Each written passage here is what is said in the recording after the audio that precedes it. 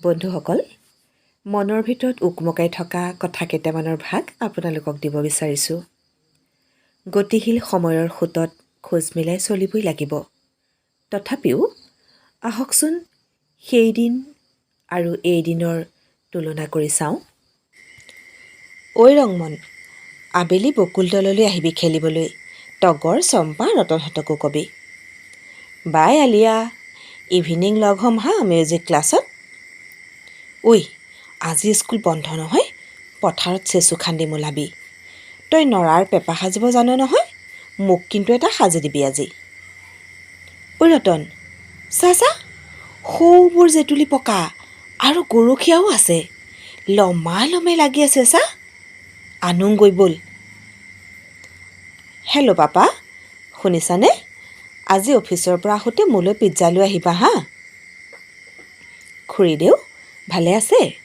বহুত দিন দেখা নাই, যাবচোন সময় পালে আমাৰ ঘৰলৈ। হাই আণ্টি, কি খবৰ? বহুত দিন ফোন এটাও কৰা হোৱা নাই, কৰিবচোন। চম্পা, শুনচোন, আজি ঘিলা নেখেলোঁ, কৰি চেংগুটি আৰু লুকা ভাকু খেলিম। টেকেলি ভঙাও খেলিম দেই। হেল্ল', ফ্ৰী আছ নেকি? অনলাইন আহ, ফ্ৰী ফায়াৰ খেলোঁ, কালিলৈ পাবজি খেলিম। মা, কি জলপান দিছা? সান্দহগুড়ি আৰু ভীমকল, ভাল লাগিব খাই। মা, আজি অন্য কিবা ৰেচিপি কৰা না, চাওমিন খাব মন যোৱা নাই। বন্ধুসকল, আমি যিমানেই উৰিবলৈ নিশিকোঁ কিয়, ঘূৰি আহি মাটিতে ৰ'ব লাগিব। গতিশীল সময়ৰ সৈতে খোজ মিলাবলৈ আমি দৌৰিবই লাগিব সময়তকৈ আগত। তথাপিও বৰ্তমান সময়ত যিমানেই বিশ্বায়নৰ যুগত বিজ্ঞানে অগ্ৰগতি লাভ কৰিছে, তথাপিও যেন আমি ক'ৰবাত থমকি ৰৈছোঁ। আমাৰ সেই দিনবোৰ এবাৰ ভাবকচোন, লগৰীয়াৰ সৈতে পথাৰত চেচু খন্দা, লুকা ভাকু, ঘিলা, এইবিলাক আছিলে দলগত খেল। এই খেলসমূহে আমাৰ মাজত সহযোগিতা আৰু আন্তৰিকতা বঢ়াই তুলিছিলে।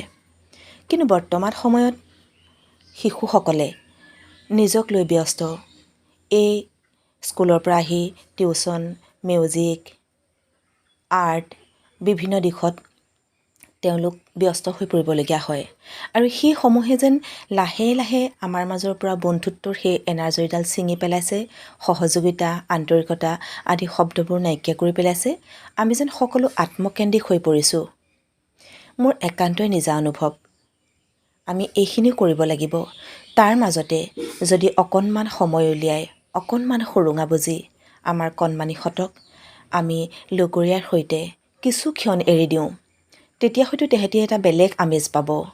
পুৰণি সেই খেলবোৰ, আমাৰ সেই দিনবোৰ সিহঁতক যদি মনত পেলাই দিওঁ, তেতিয়া নিশ্চয় সিহঁতো কিবা এটা মাদকতা অনুভৱ কৰিব। সেইবাবে এই কথাখিনি মোৰ মনলৈ অহাত আজি এই পুস্তিৰ আকাৰে মই আপোনালোকলৈ প্ৰেৰণ কৰিলোঁ। কথাখিনি মনোযোগেৰে শুনাৰ বাবে আপোনালোকক বহুত বহুত ধন্যবাদ। আৰু কেনে লাগিল সেই বিষয়ে মন্তব্যৰ আকাৰে জনাবলৈ নাপাহৰিব। ধন্যবাদ।